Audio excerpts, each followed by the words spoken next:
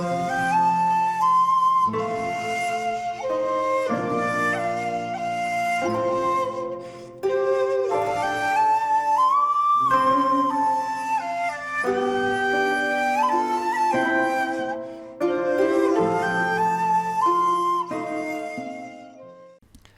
there, this is Solitary Ronin from Solitary Ronin Films, and welcome to part 12 of my Joseph Losey season. This is from 1962, and this is The Damned, or These Are the Damned. This is another Losey film that was cut about a bit and renamed. This is a Hammer film, one of the strangest Hammer films. This is the Indicator release, which is quite wonderful, and this comes from the Hammer Volume 4 Faces of Fear box set, a nice yellow one. This is a 2-disc Blu-ray, obviously the booklet. There's a young Oliver Reed there. So this is a film that stars MacDonald Carey, Shirley Ann Field, Oliver Reed, Alexander Knox, Viveca Lynn-Fors, and James Villiers, lots of other recognisable British faces. This wasn't released in the US until 1965 under These Are the Damned. It was kind of called The Damned as a tie-in to Village of the Damned and Children of the Damned. The Damned were very popular. And this is one of those classic films that starts off as one thing and turns into something completely different. I'll try and avoid spoilers as much as possible, but it does go down a very different road than perhaps it starts. So we open up in this little seaside town. It was shot around Portland Bill and Dorset and other places on the seaside. And we're introduced to this kind of biker gang led by Oliver Reed, who is called King. We're also introduced to Shirley Ann Field, who has a liking taken to her by an American tourist played by MacDonald Carey, who follows her across the street into this quieter area of town where he's attacked by Oliver Reed's thugs who rob him. We find out that Oliver Reed and Shirley Ann Field are brother and sister. He is very jealous and protective of her. We later find out that they're orphans, so they only have each other, and the thought of another man being close to her or touching her does make Oliver Reed rather upset. But as an act of defiance, she jumps on MacDonald Carey's boat and they go away for the day with Oliver Reed praying vengeance. We also meet Alexander Knox and Viveca Lynn-Fors characters. Knox is a government official, a very learned man. Lynn-Fors is an artist who works with rock sculpture and kind of has philosophical conversations with Alexander Knox. But we kind of get the feeling in the first half hour that this is a biker gang film. This is a youth in revolt film along the lines of The Wild One and such things. And then it takes a bit of an odd turn as through various plot devices, Carey and Shirley Ann Field end up meeting children who seem to be living in a cave, and they are being kept in a top secret facility by Alexander Knox and his minions for reasons that I won't go into. You'll have to watch the film, and then the film becomes something else. The performances are a little bit variable. Shirley Ann Field and MacDonald Carey aren't perhaps the best. Oliver Reed is sensational in another one of those smouldering early roles. Losey, again, this was a period where he was just looking for work, essentially.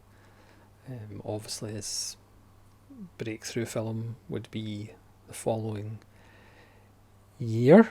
Originally he had approached Ben Barsman, his long-time, I'm not sure friend, but co-blacklisted writer who Losey would generally ask to rewrite stuff. But this is the film they had a falling out over.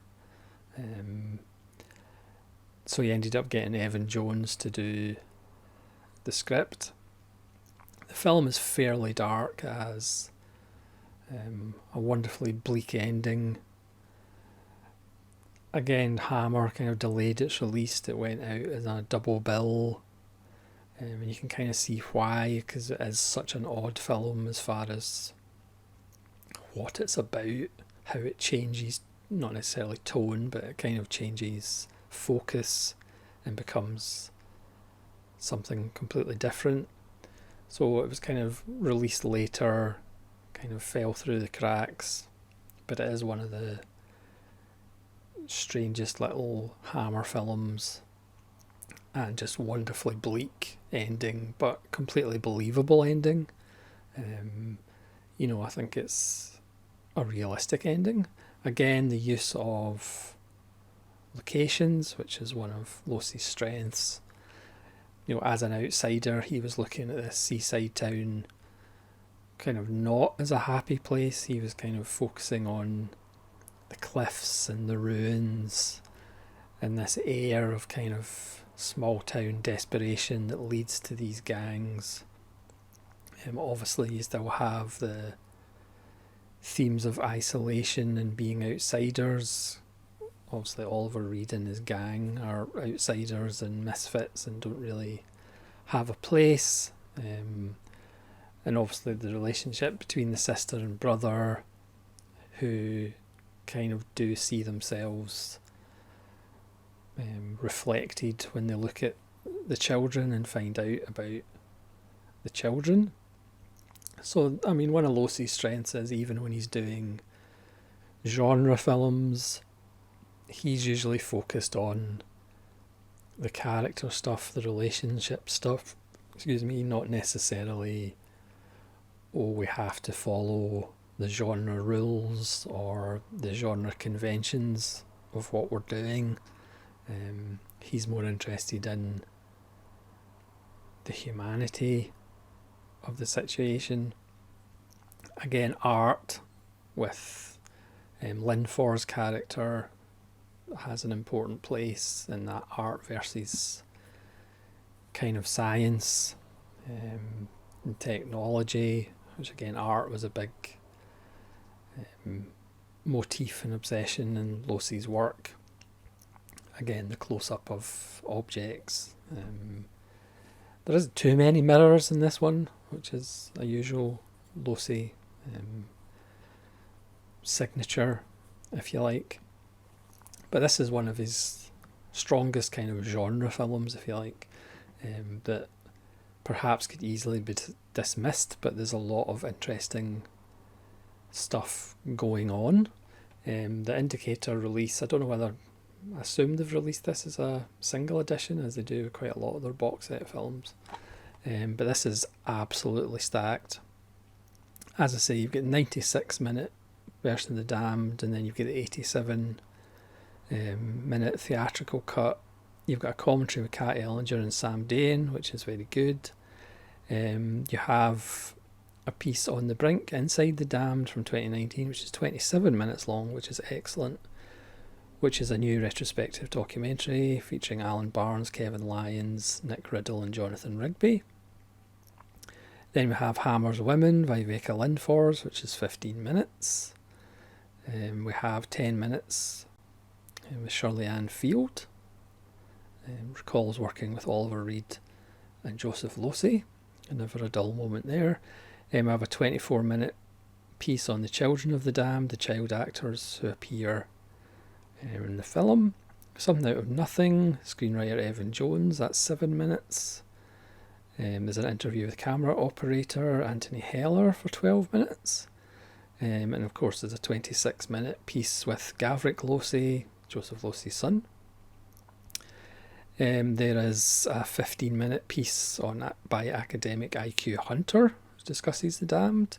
There's also a 26-minute appreciation by the film by Neil Sinyard, obviously does a lot of good work as well, and a 21-minute appreciation of James Bernard, who did lots of scores for Hammer, by David Huckvale, who's always entertaining as he does lots of pieces on Hammer releases.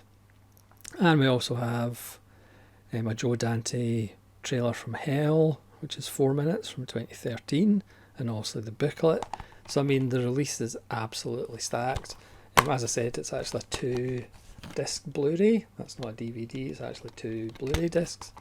And again, obviously by the cover, you would think it's kind of a Wild One rip-off.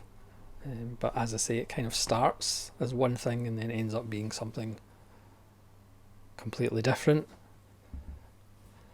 to quote Monty Python. So thanks very much for watching. Please let me know what you think of The Damned, or These Are the Damned, and hopefully you'll join me again for the next episode in this strange and wonderful journey through a few of Joseph Losey's films. So this is Solitary Ronin from Solitary Ronin Films, saying farewell.